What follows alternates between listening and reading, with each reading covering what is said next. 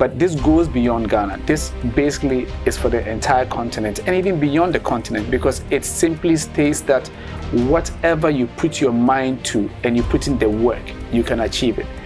A Black African can dream big and achieve that dream. We see a light at the end of the tunnel. We believe that we can come through this if we are able to come together as a race and put our minds to finding a solution. We are supplying over 10,000 Ghanaian school children from underprivileged homes with these shoes. Please give it up for my buddy Kevin Okyere.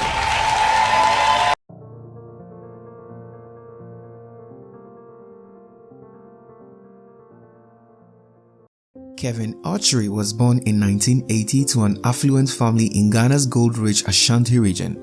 His father had built a substantial fortune in construction, steel manufacturing and large-scale cocoa farming before he was installed as a traditional chief. Okyere displayed entrepreneurial promise at a very young age. By the time he was 11, he was already selling iced water to football supporters in the Kumasi Sports Stadium to make extra pocket money. During his family's annual summer vacation trips to London, he would take on jobs with textile companies in the UK. After completing his high school education in Ghana, he proceeded to the United States, where he studied accounting at George Mason University in Virginia.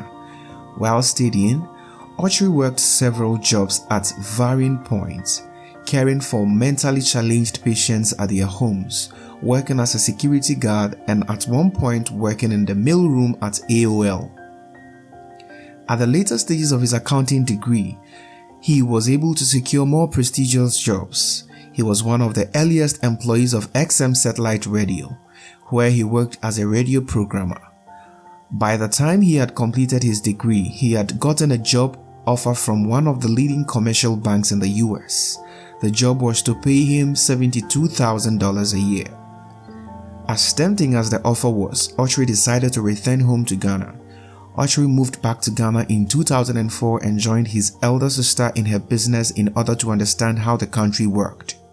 A year after working for his elder sister, he put together a small team of investors and established Westland Alliance Limited, a telecoms company that provided international call routing services for AT&T and several international calling card companies. Westland Alliance and its subsidiaries eventually diversified into cell towers and value-added services for mobile phone companies.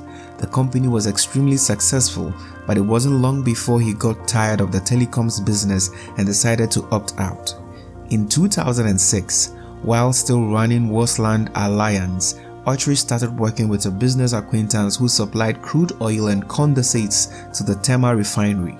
As Okyere interacted frequently with the associate, he learned that there was a shortfall of storage facilities for petroleum products in Tema. Flush with cash from his telecom adventures, he acquired land and began building a storage tank farm in Tema, close to the refinery.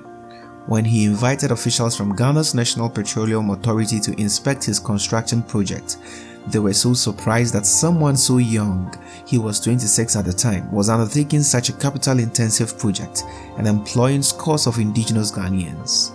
The officials were so impressed with what he was doing, so much that they asked him to apply for a petroleum product import license. That marked the genesis of Springfield Energy's flagship trading business. Ever since 2008, Springfield Energy has imported refined petroleum products such as gasoline, dual-purpose kerosene, gas oil, naphtha, and jet fuel to Ghana. The company is now the dominant importer of fuel products into Ghana with revenues of more than $1 billion in its trading business alone. Springfield Group has consistently plowed its profits from its core trading business into building and acquiring other businesses within the energy value chain and now co-owns gas stations in Ghana, storage facilities and oil field services subsidiary, and a haulage company. In 2011, looking to expand their business beyond Ghana, Okyere and his partner Gina Malkani decided to visit neighboring Nigeria to explore opportunities in the downstream space. In 2012, Okyere applied for an oil block in Ghana, setting his sights on WCTP2, an oil block with proven reserves on it. It is a ridiculously expensive venture, and so far, Okyere has pumped in $70 million of his own funds into the project. According to him, the entire block is sitting on 3.5 billion barrels of oil and 5 trillion cubic feet of gas. When Okyere is not building Springfield Group into Ghana's dominant energy company, Okyere devotes his time to philanthropy.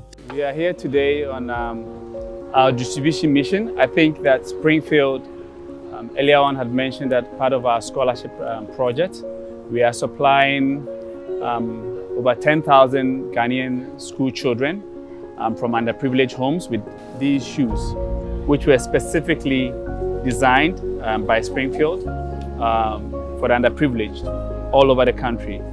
And as some of you may already know, we call it STEPS. We are in one of the schools at this very moment.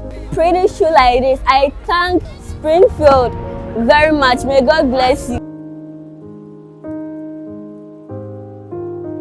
His Kevin Okyere Foundation, in partnership with the Springfield Group, supports programs in education and health across Ghana.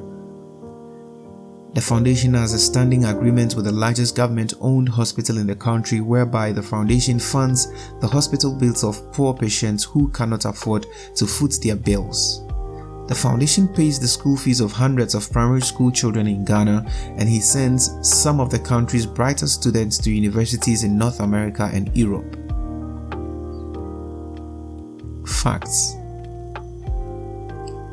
Kevin believes in prayer and persistence. What you need to understand is, it takes time, so you have to have the spirit of persistence and a lot of prayers. What I tell any young person that's looking at, doing business or anything in life in general is, with me, it's about prayer and persistence. Kevin is humble. Kevin has always maintained that virtue from childhood, considering his zeal to work menial jobs both in Ghana and in the UK while his father was wealthy makes it crystal clear. At some point in university days, it was noted that Kevin also took a job caring for mentally challenged patients. Kevin is by nature an entrepreneur. Rather than relaxing on vacations, Okyere chose to work for textile industries in the United Kingdom during these trips. It just goes to show how entrepreneurial this well-dressed 42-year-old is. Kevin values the message his company portrays in the world. Springfield has hired hundreds of Ghanaians and Nigerians. According to Forbes, the oil tycoon believes that his company has no room for failure because it is the first Ghanaian firm to venture into oil exploration, making it a good role model for firms looking to enter the upstream sector.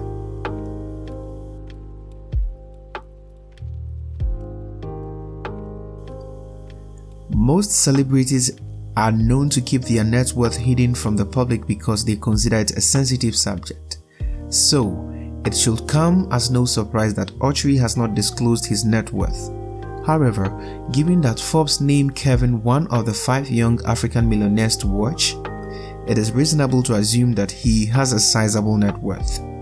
Similarly, Springfield Group, this oil tycoon's company, earns $1 billion in annual revenue and owns an 82% stake in the West Cape 3 Points Block 2 offshore Ghana, a region formerly owned by Tullow Oil and Cosmos Energy, implying that Okyere's net worth is very, very high. Thank you for checking out this video. If you're new here, kindly consider subscribing for more videos like this, and if you've been here already, kindly give us a thumbs up as this will help our channel grow. See you in our next video.